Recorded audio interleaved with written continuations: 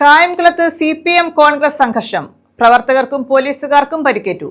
കഴിഞ്ഞ ദിവസം കോൺഗ്രസ് നടത്തിയ പ്രകടനം CPM ഓഫീസിന് മുന്നിലെത്തിയപ്പോൾ CPM പ്രവർത്തകരുമായി തർക്കമുണ്ടാവുകയും സംഘർഷത്തിൽ കലാശിക്കുകയുമായിരുന്നു.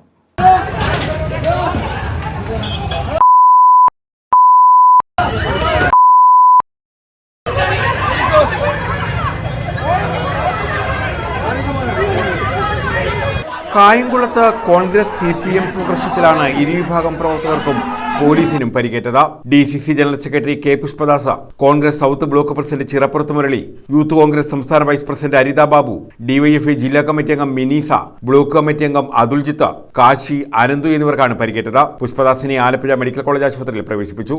2 പോലീസുകാർക്കും പരിക്കേറ്റിട്ടുണ്ട്. കഴിഞ്ഞ ദിവസം വൈകിട്ട് താലൂക്ക് ആശുപത്രിക്ക് സമീപത്താണ് സംഘർഷമുണ്ടായത്.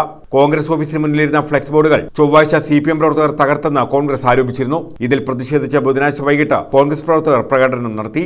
പ്രകടനം CPM ഓഫീസിന് മുന്നിലെത്തിയപ്പോൾ ഇരുവിഭാഗവും തമ്മിൽ വാക്കുതർക്കവും ഉന്തുതള്ളുമുണ്ടായി. കോൺഗ്രസ് പ്രകടനം പാർക്ക് മൈതാനിയിൽ സമാപിച്ചു.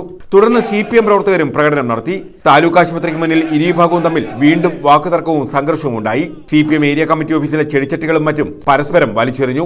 CPM പ്രവർത്തകരാണ് ആദ്യം ആക്രമണം നടത്തിയതെന്ന് കോൺഗ്രസും, എന്നാൽ കോൺഗ്രസ് ആണ് അതിക്രമം നടത്തിയതെന്ന് CPM-ഉം ആരോപിച്ചു. സംഭവത്തെ തുടർന്ന് കായംകുളത്ത് ശക്തമായ പോലീസ് സുരക്ഷ ഏർപ്പെടുത്തിയിട്ടുണ്ട്. News bureau, Kayamkulam.